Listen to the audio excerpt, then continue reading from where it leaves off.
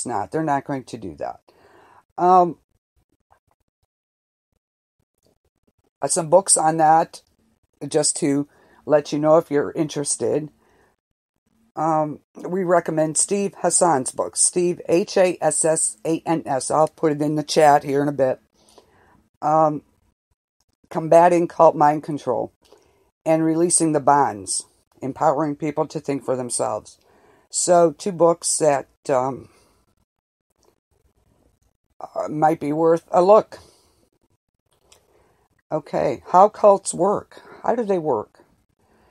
A destructive cult uses countless techniques to get its members to stay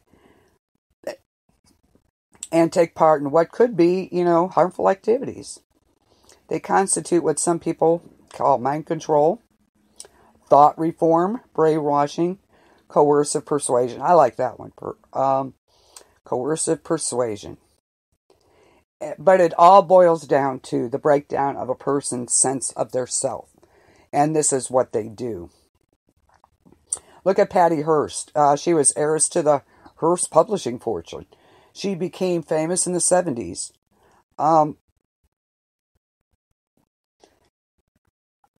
After she was kidnapped, of course, by the Symbionese Liberation Army, the SLA. And some people are referring to them as a political cult.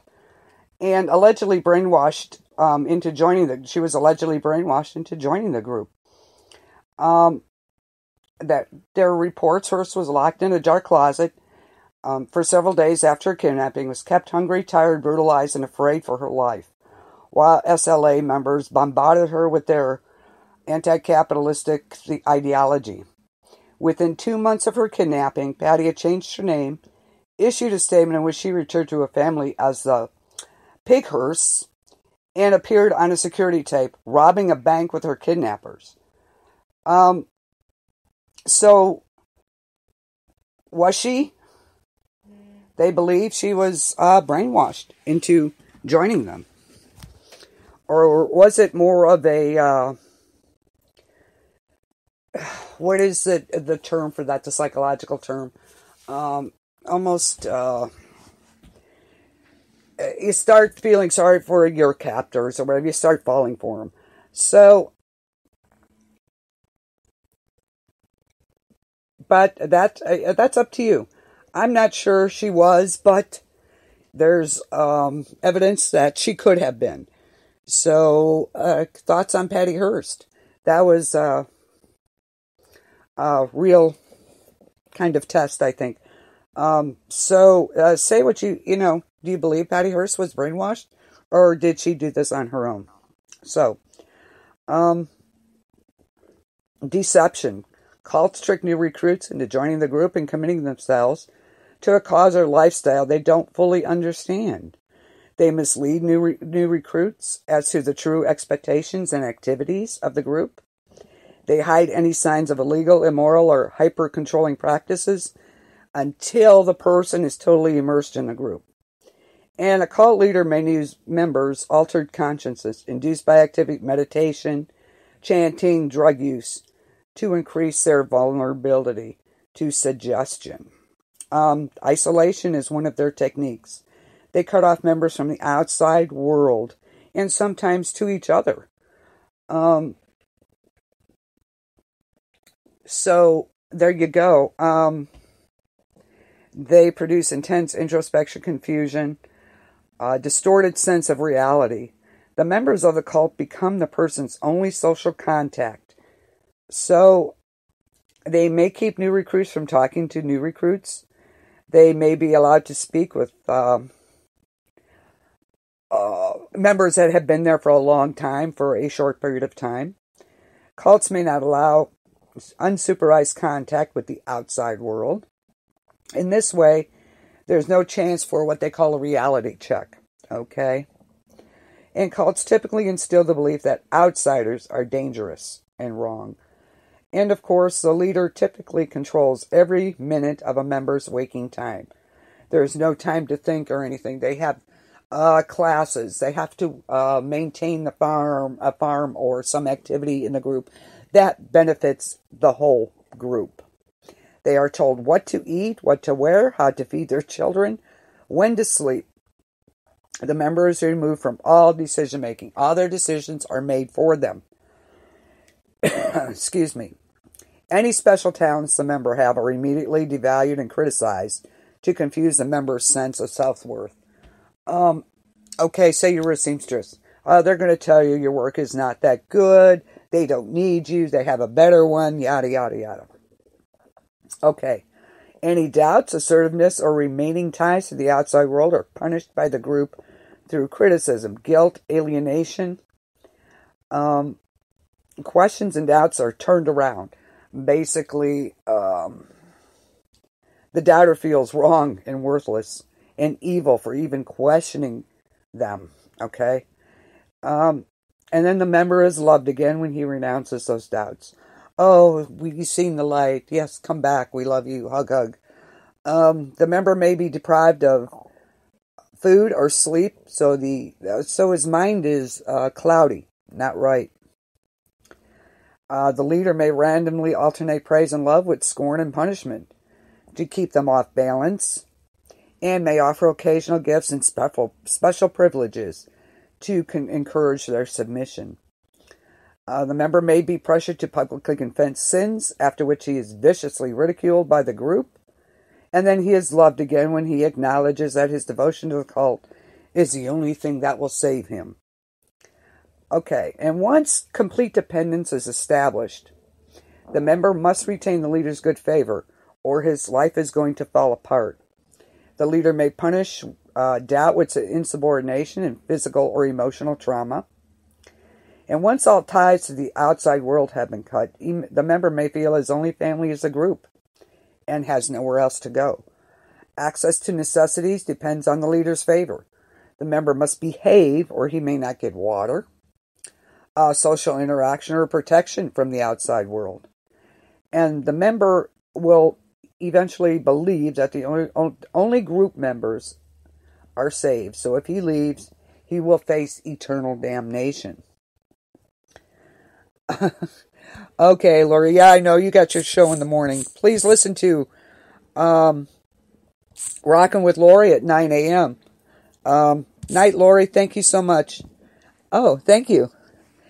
Yeah, it's a deep subject. I'm trying not to get too deep, but there's so much involved in this, the brainwashing or, coercive persuasion. Oh, I love that term. That's a good one. So thank you for joining us, Lori. Appreciate it. Let me know what you think on some of this, okay? Thank you, honey. Have a good morning. And listen in to Rockin' with Lori at 9 a.m. Okay, excellent show. Good music. So that's kind of how they keep their members in line. Okay?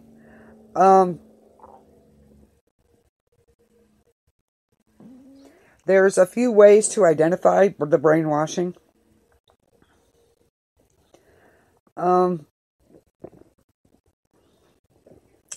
It's a symptom of religious brainwashing is the cult of confession. Okay? While healthy Christian groups encourage open-hearted lives and therapeutic sharing, unhealthy groups turn confession of sin into a means of abuse and manipulation. They exploit their what they perceive as their weaknesses. And these people in power, they misuse their position to meet their own needs. They don't really care about you, okay? Usually the people under the leader's care are emotionally or intellectually fragile.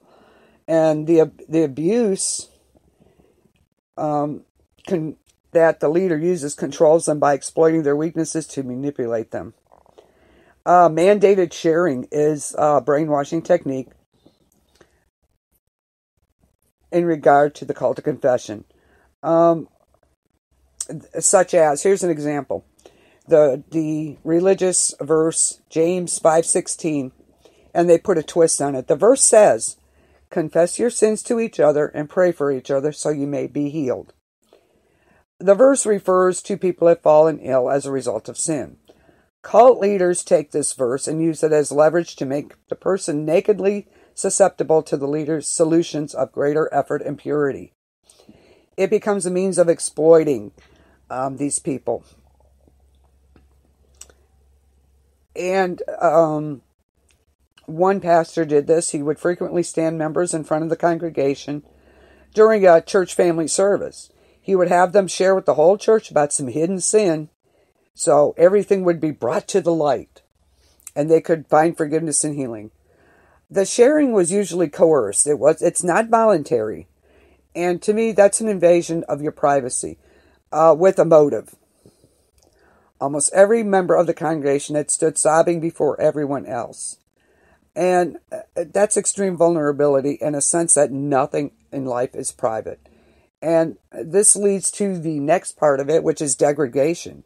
Of course, they use these techniques to really get these people in. Perpetual accusation machine. Leaders can keep their followers brainwashed by subjecting them to continued state of accusation. Group leaders foster by keeping members in a state of gloom and penitence. Followers are so busy analyzing themselves and wanting salvation that they ever sacrifice their own people? It depends what you mean by sacrifice. I think sometimes they would do so to keep their cult active, so to speak.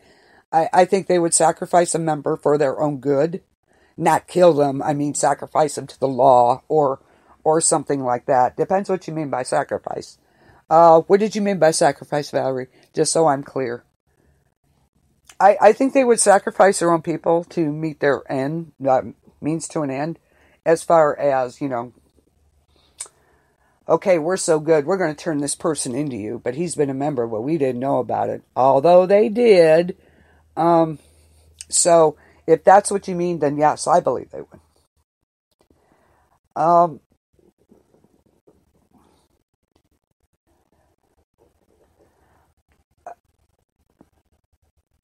The next up kind of is what they call worm theology. One of the most attractive lures of an unhealthy religious group is the appearance that group members enjoy of a high level of intimacy as a result of their public confessions. Newcomers may see an openness as a sign of health, when it is not, totally the opposite. The member consequently views confession as a means of oneness with the group and a necessary means to better himself or herself. Wrong. I don't think so. Confession as a means of oneness with the group. Does that sound strange to you?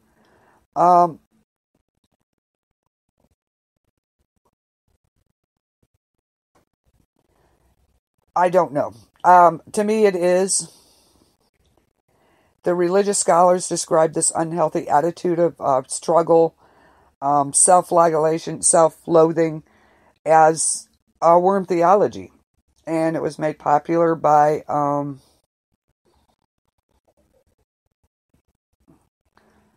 it was from a hymn, which one line reads, "Would he devote that sacred head for such a worm as I?" So, to torture, to kill, to share the blood. That you're talking more like Satanism type cult. In these type of groups, these more religious groups that are more bigger, I think. No, I think more they would sacrifice a member to make themselves look good. Such as if they know of a crime, even a small one, that maybe they would turn them in so the police would not. So they think these people are so good, they turn this person in. To me, that would be a sacrifice, to sacrifice a member. Of course, Satanism is a cult. We can discuss that a little bit now, if you wish. Yeah. In some cults, yeah, blood is